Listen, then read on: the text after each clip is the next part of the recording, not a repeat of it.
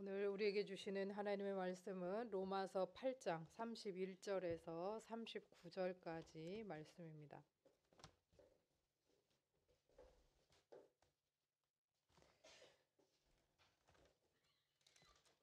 로마서 8장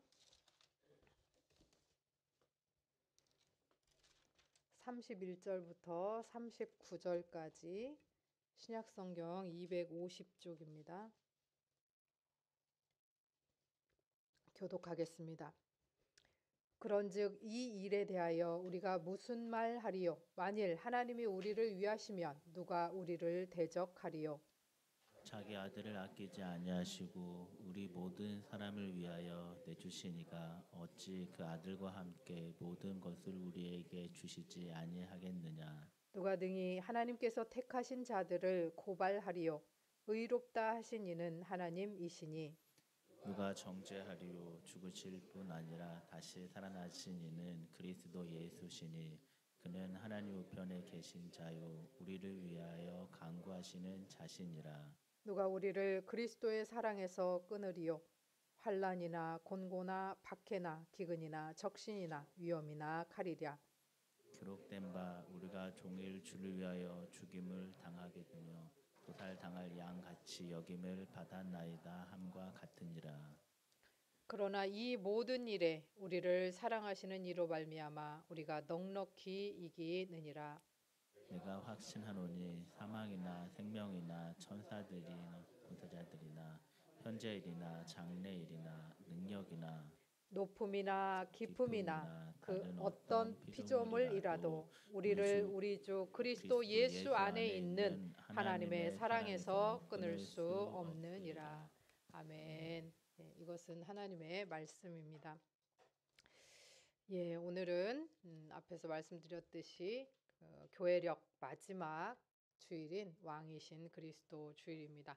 다음 주부터 이제 대림절 교회력으로는 첫 달이 시작됩니다. 우리의 신앙은 예수 그리스도의 태어나심, 탄생하심부터 시작된다는 것을 기억하면서 예수 그리스도의 탄생과 죽으심과 부활과 승천, 이것이 우리의 삶의 기본이라는 걸 잊지 않았으면 좋겠습니다. 예, 로마서는 죄 아래 있는 인간들에게 하나님의 은혜로 의롭게 되었다라고 하는 이신칭의라고 하는 교리, 또 그것에 대한 믿음을 우리에게 심어줍니다. 그래서 하나님 앞에서 의롭게 됨, 이신칭의를 얻은 하나님의 백성들이 어떻게 살아가야 될 것인가, 그들의 삶에 대한 이야기까지. 그래서 1장에서 11장까지는 교리적인 부분, 12장부터는 그 삶에 대한 부분이라고 많이들 이야기를 합니다. 그래서 하나님의 사랑을 덧입어서 죄에서 해방되고 성령의 능력을 받고 고난 가운데서 어떻게 그러면 성령의 능력을 하나님의 사랑을 덧입어 이겨낼 것인가, 그것을 이야기하면서 하나님의 사랑 안에 우리가 잠겨 있을 때 어떠한 일들을 할 수 있고 또 어떠한 생각을 품어야 되는지를 말하고 있습니다. 로마서 8장 31절입니다. 그런즉 이 일에 대하여 우리가 무슨 말 하리요? 만일 하나님이 우리를 위하시면 누가 우리를 대적하리요? 자, 그런즉 이 일에 대하여 그랬는데 이 일이 뭘까요? 예, 그 앞에 8장에 전체적으로 나와 있는 건데요. 하나님께서 우리를 죄에서 건지셨다는 거. 그리고 그 죄에서 건지신 우리를 자녀 삼으시고 성령을 부어 주시고 또 우리의 그 연약함을 성령을 통해서 돌보시고 그리고 모든 것이 합력하여서 선을 이룰 수 있도록 우리를 인도하시는 그 모든 우리를 영화롭게 하시는 하나님의 구원의 섭리 전체, 그것이 그 일이라는 거예요. 그러니까 하나님 우리를 택하시고 건지시고 성령을 주시고 이끄시고 돌보시고 선하게 하시고 그 모든 하나님의 섭리가 있는데 우리가 무슨 말 하겠냐는 거예요. 하나님이 우리 편이신데 하나님 우리를 위하시는데 누가 우리를 대적하겠냐라고 바울이 질문을 하고 있어요. 자, 그래서 우리를 위하시면이라고 했을 때 사실 누군가 그냥 내 편만 들어줘도 고맙잖아요. 말 한마디만 해도 이렇게 싸우고 있는데 내 생각에는 이 사람이 맞는 것 같아, 이 사람이 틀렸어, 이렇게 하면 괜히 좀 고맙잖아요. 편만 들어줘도. 근데 여기서 하나님이 우리를 위하시면, 여기서 위하시면은요 편 들어주다라는 뜻이 아니에요. 그거보다 훨씬 큰 깊은 의미가 있어요. 하나님께서 대장이 되어서 내 앞에 서셔가지고 나를 보호하실 뿐 아니라, 보호만 하실 뿐 아니라 나를 위해서 앞서서 나가 칼 들고 싸워주신다. 내 대신 싸워주신다. 이런 의미가 있는 것이 바로 우리를 위하신다라고 하는 의미입니다. 전쟁의 최전선에서, 전쟁에 능한 왕께서 그 전쟁의 최전선에서 우리를 위해서 싸워주신다라는 겁니다. 32절입니다. 자기 아들을 아끼지 아니하시고 우리 모든 사람을 위하여 내주신 이가 어찌 그 아들과 함께 모든 것을 우리에게 주시지 아니하겠느냐. 자, 우리는 이 아들을 내어주심, 이것을 보면 구약에 아브라함이 자기 아들 이삭을 아낌없이 내어준 그것을 볼 수 있습니다. 창세기 22장 12절 말씀에 보면요, 사자가 이르시되 그 아이에게 내 손을 대지 말라. 그에게 아무 일도 하지 말라. 내가 내 아들 내 독자까지도 내게 아끼지 아니하였으니 내가 이제야 네가 하나님을 경외하는 줄을 아노라. 자기의 독자를 아끼지 않고 내어줬을 때 하나님이 그의 하나님을 경외함, 섬김, 하나님을 사랑함을 알겠다라고 한 거예요. 그런데 보십시다. 아브라함은 실제로 이삭을 주지 않았어요. 하나님께 드리지 않았어요. 그런데 하나님께서는 당신의 아들을 우리를 위해서 주신 거예요.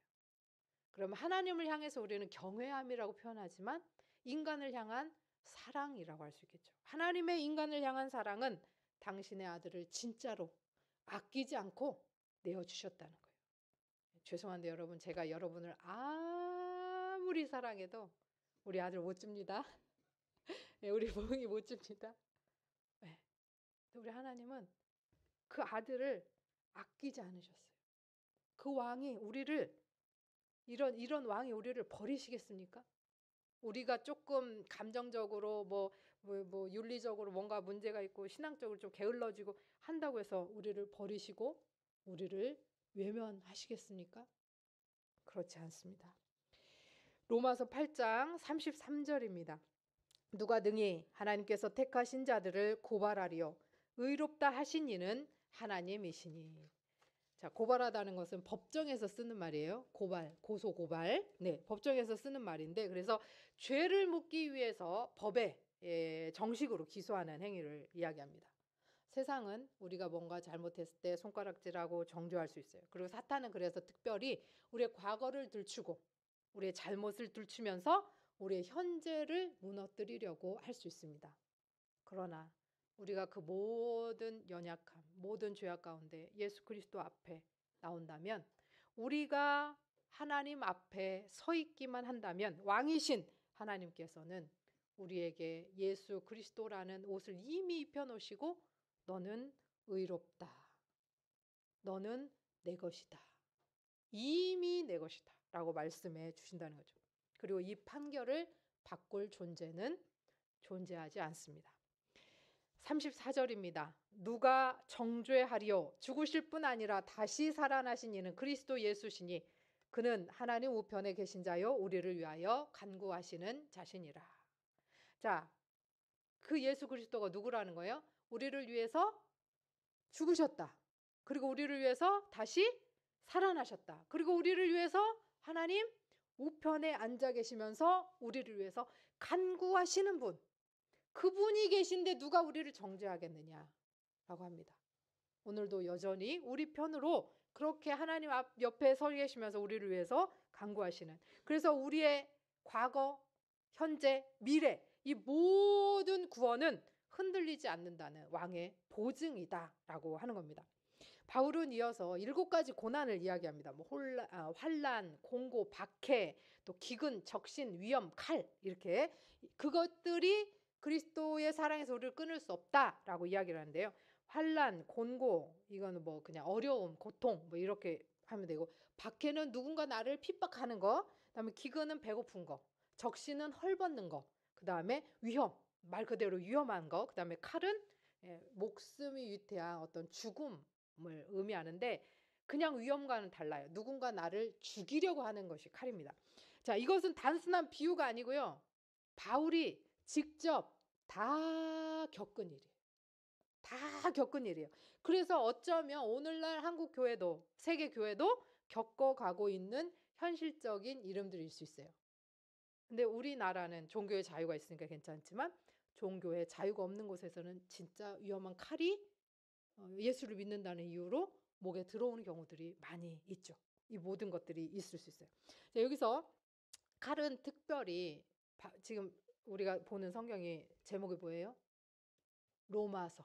네. 로마서는 우리 개관에서 다 한번 들으셨겠지만 사도 바울이 세운 교회가 아니에요. 보통 사도 바울이 교회들을 다 세웠는데 에베소, 빌립보 뭐 이런 교회들을 다 세웠는데 로마서는 사도행전 2장에 그 오순절 성령 사건이 있을 때 로마에서 왔던 경건한 그리스도인들이 그때 은혜 받고 돌아가서 세운 교회 같아요. 유대인들이.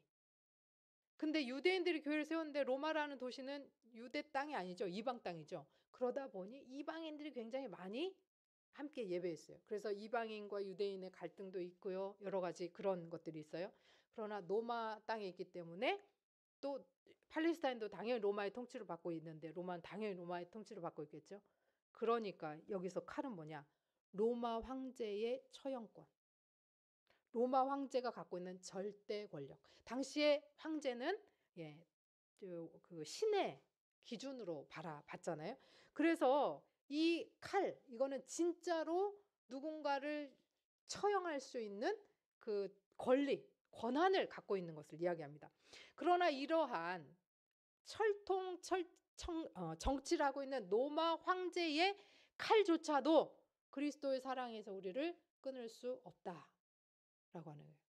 자, 끊다라고 하는 것은요, 조각조각 칼로 찢어낸다.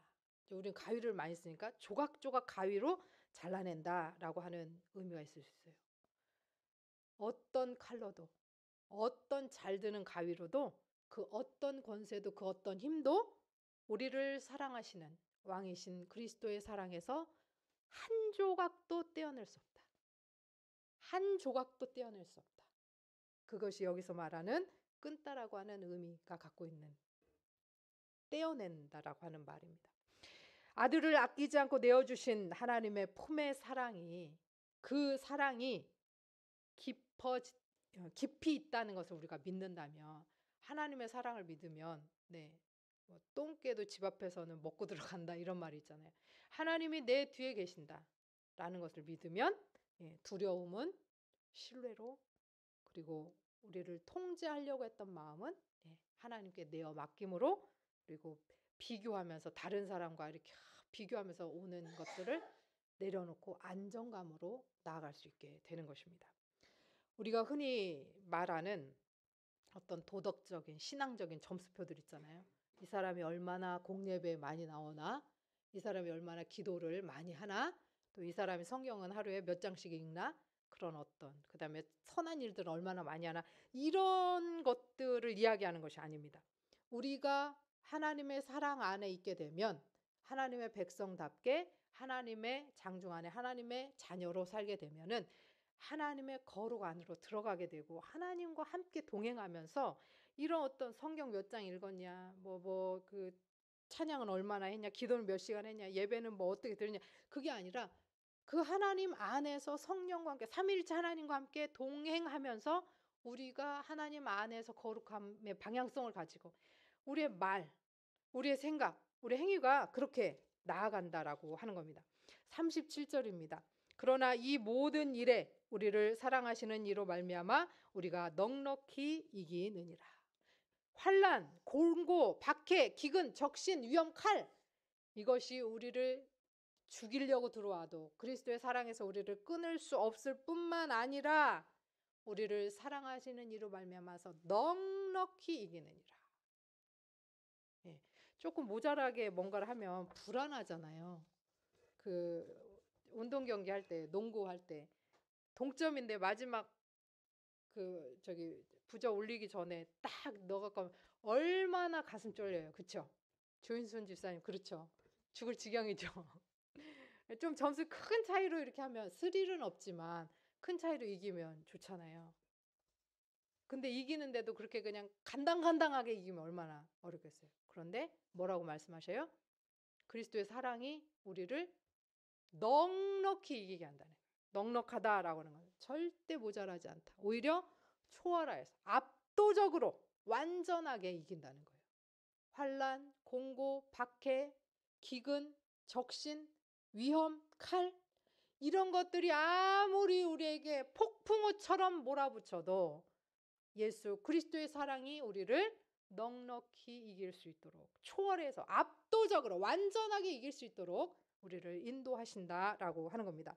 그리스도 예수 안에서 우리는 언제나 패배하는 인생이 아닙니다. 여러분, 실패한 것 같지만 절대로 넘어지지 않는 것이 그리스도인입니다. 패배한 것 같고 꼬꾸라진 것 같고 실패한 것 같아도 승리하는 것이 하나님의 백성들입니다. 왕의 다스림 안에 사는 자들, 넉넉히 이기는 자들인 줄 믿습니다. 로마서 8장의 이 위대한 신앙 고백은요. 사도행전 20장부터 28장까지의 바울의 삶 속에서도 역사적으로 증거되며 나타납니다. 자, 사도행전 13장을 기점으로 주인공이 바뀐다 그랬어요. 누구에서 누구로? 12제자 중에 한 명 바울에서 베드로에서 바울로 바뀝니다. 그리고 20장부터 28장까지 그 전부터 13장부터 시작해서 제1, 2, 3차 전도 여행, 로마 여행, 옥중에 갇히고 풀려나고 하는 사건들이 이렇게 나오는데 20장부터 28장까지 나오는 내용들 중에 바울이 에베소 장로들에게 이렇게 얘기를 해요. 20장 24절입니다. 나의 달려갈 길과 주 예수께 받은 사명 곧 하나님의 은혜의 복음을 증거하는 일을 마치려 하면은 나의 생명조차 조금도 귀한 것으로 여기지 아니하노라. 바울이 열심히 있었어요. 다메섹 도상에서 예수님을 만나기 전에는 예수 믿는 사람 잡아 죽이는 열심히 있었어요. 왜? 진리가 아니라고 생각했거든요. 그것은 사교라고 생각했어요. 유대교를 위협하는 사교, 못된 종교라고 생각했어요. 우리로 말하면 이단, 사이비 이렇게 생각했기 때문에 바울은 자신의 지식과 자신이 배운 것을 가지고 예수 믿는 사람을 죽이려고 권한을 갖고 가면서 생사 여탈권을 가지고 그렇게 행동을 했어요. 그런데 다메섹 도상에서 예수 그리스도를 만난 이후에 바울의 삶이 그 열심은 가지고 있었죠. 그 열심으로 이제는 뭘 합니까? 예수 그리스도를 전하는 자가 되는 거예요. 핍박하는 자에서 이제는 복음 전파자, 복음 전도자로 바뀌었다라고 하는 겁니다. 그래서 이 목숨을 내어 걸고 나는 죽는 거 무섭지 않다라고 하는 거예요. 로마 황제가 내 목에 칼을 들이대지만 나는 그게 무서운 게 아니라 내 사명 다 하지 못할까 봐 그게 걱정이다 라고 말하는 게 바울의 고백입니다. 여러분 바울은 감옥에서 편지를 4개나 썼습니다. 그래서 이 옥중서신으로 우리가 알고 있는 앳빌골몬 다음 주에 우리가 묵상을 하는데요. 바울은 여러 번 결박되었어요. 그러나 바울이 결박되어 있었다고 복음이 전파되지 않았습니까? 바울은 감옥 안에서도 복음을 전파합니다. 심지어 간수들에게도 복음을 전파합니다. 바울은 묶여 있었지만 예수 그리스도의 복음은 결코 결박되지 않습니다. 폭풍에 바울이 탔던 배는 흔들거렸지만 하나님의 보좌는 흔들리지 않습니다.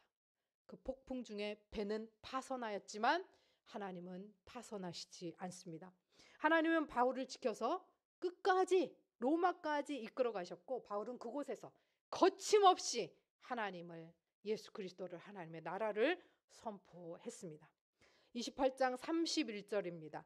하나님의 사도행전입니다. 하나님의 나라를 전파하며 주 예수 그리스도에 관한 모든 것을 담대하게 거침없이 가르치더라. 여러분 감옥에 가면 처음 들어가는 물론 지금하고 옛날하고는 좀 다를 수도 있지만 조사하고 막 하는 과정에서부터 이미 검사, 판사, 교도관 기가 죽은데요. 찍소리도 못하게 돼 있대요. 근데 옛날에는 먹을 거 입을 것도 그 감옥에서 제공도 하지 않던 시대예요. 다 밖에서 가져와야 됐고 지금처럼 난방 모르겠어요. 지금 난방이 안 되나 감옥이 모르겠지만 시설이 어쨌든 지금보다는 훨씬 더 열악한 환경이었을 거라는 거예요. 그런데 그 감옥에 있으면서, 물론 나중에는 가택에 집에 연금대에 있으면서 복음을 전했지만 이 바울은 쫄지 않았어요. 자신은 불편하게 가택 연금대에 있는 상태로 있었을지 모르지만 담대하게 거침없이 하나님 나라를, 왕이신 예수 그리스도를 가르쳤다라고 이야기합니다. 오늘 우리는 이 바울이 쓴 이 28장을 마지막으로 사도행전을 마치고 있지만 사도행전은 이대로 그치지 않습니다. 여러분, 부모가 자녀가 아무리 잘못을 해도 어떻게 해요? 그 순간 야단은 치지만 그 자녀를 못 버리죠. 예. 제가 영화를 보지는 않았는데 좀비 딸이라고 하는 영화가 있더라고요. 거기서 좀비가 되면 다 죽여야 되나 봐요. 근데 아버지가 어떻게 해요? 좀비가 된 딸을 못 죽이고 숨겨요. 숨겨가고 막 교육을 시켜요. 결론이 어떻게 나는지는 모르겠어요. 근데 그 예고 내용에 보니까 그렇게 나오더라고요.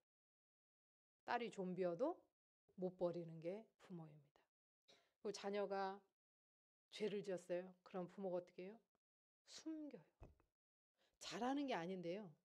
어떻게든 그 죄에서 벗어나게 해주려고, 그러니까 죄값을 치르지 않게 해주려고 그렇게 하는 게 부모예요. 저도 마찬가지고 어떻게 해서든 내 자식이 잘 되기를 바라는 거죠. 이 자녀가 아무리 잘못해도 버리지 못하는데요.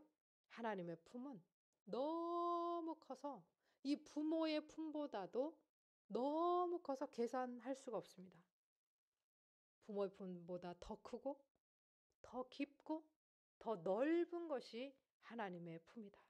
그러면서 하나님께서 부모를 통해 하나님의 사랑을 좀 봐라. 하나님의 사랑을 좀 느껴봐라 라고 하시면서 부모를 보내주신 것이죠. 하나님께서는 그러면서 이렇게 말씀하셔요. 내가 너를, 네 부모가 너를 안아주는 것처럼, 네 부모가 너를 다 받아주는 것처럼, 용서하는 것처럼, 기억도 하지 않는 것처럼 내가 너를 품는다. 내가 너를 이렇게 사랑한다. 여러분, 제가 자녀 얘기 이렇게 하는 게 별로 좋지 않은데 오늘 설교 말씀과 연결이 되어서 한마디 합니다. 제가 우리 딸내미가 하나님에 대한 원망, 그리고 하나님이 정말 전능하시고 하나님이 사랑이시라면 이렇게 할 수는 없다. 나는 우리 아빠 같은 목회자를 본 적이 없는데 왜 우리 아빠를 데려가시냐. 두 번째, 내가 할머니 살려달라고 한 게 아니라 할머니 잘 가. 가서 우리 아빠랑 잘 놀고 있어. 쌍둥이들이랑 좀 잘 놀고 있어. 나중에 갈게. 그 인사 한마디 하려고 간 건데 내가 할머니 살려달라고 한 게 아닌데 그렇게 가려고 했는데 내일 할머니 만나러 가려고 했는데 오늘 할머니가 돌아가셔 버렸단 말이에요. 그게 무슨 전능의 하나님이라는 거예요. 그게 무슨 사랑의 하나님이냐는 거예요.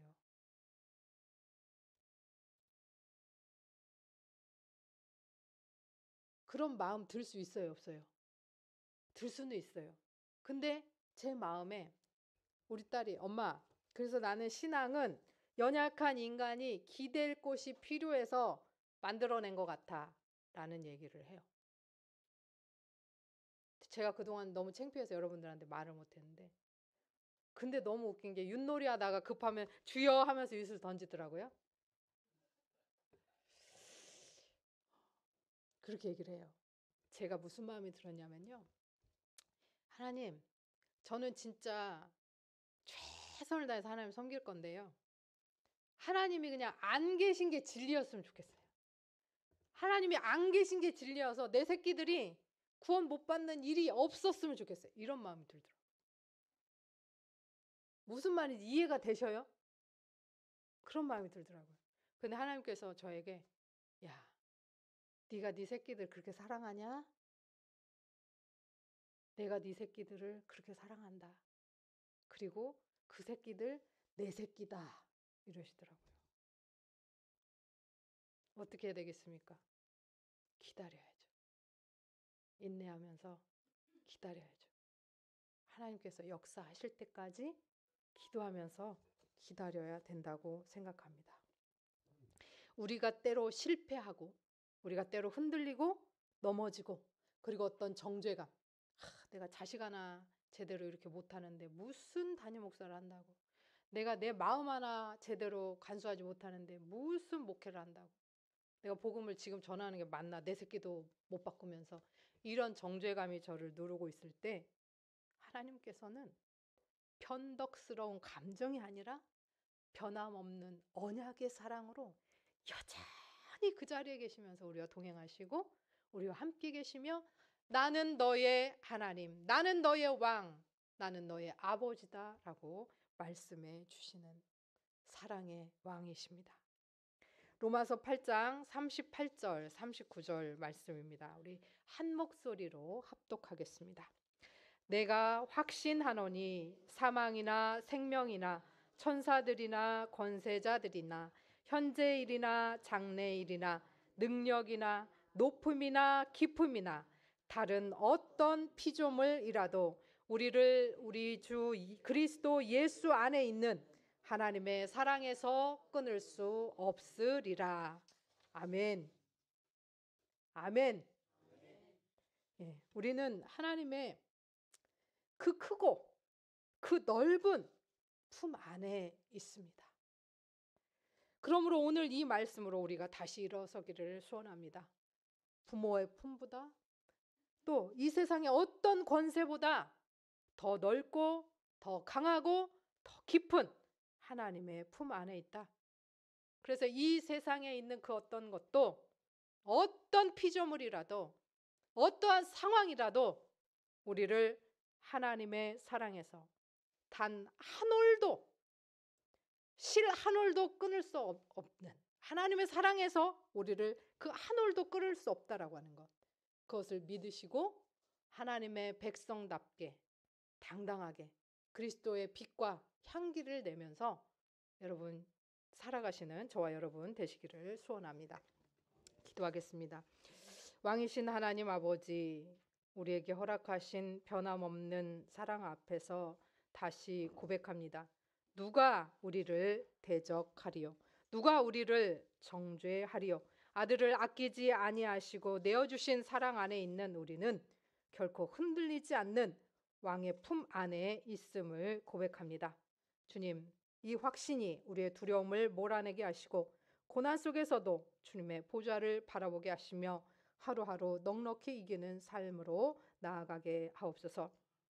하나님을 느끼라고 보내주신 부모님, 또 자녀들, 가정, 주님 서로 사랑하며 서로 위하게 하시고, 주님 먼저 보낸 부모님 또 자녀들, 아버지 하나님 안에서 주의 사랑으로 가족으로 불러주신 이 백만인 교회 안에서 부모의 사랑을 누리고 자녀의 사랑을 누리며 살아가게 하여 주옵소서. 예수 그리스도의 이름으로 기도합니다. 아멘. 299장 주시옵소서.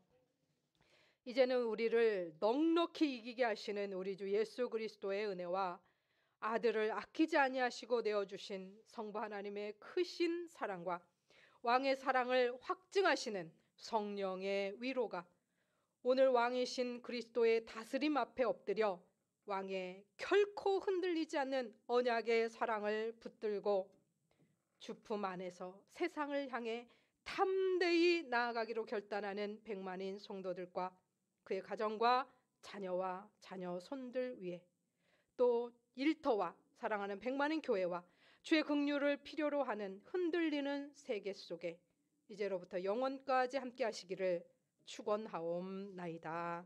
아멘.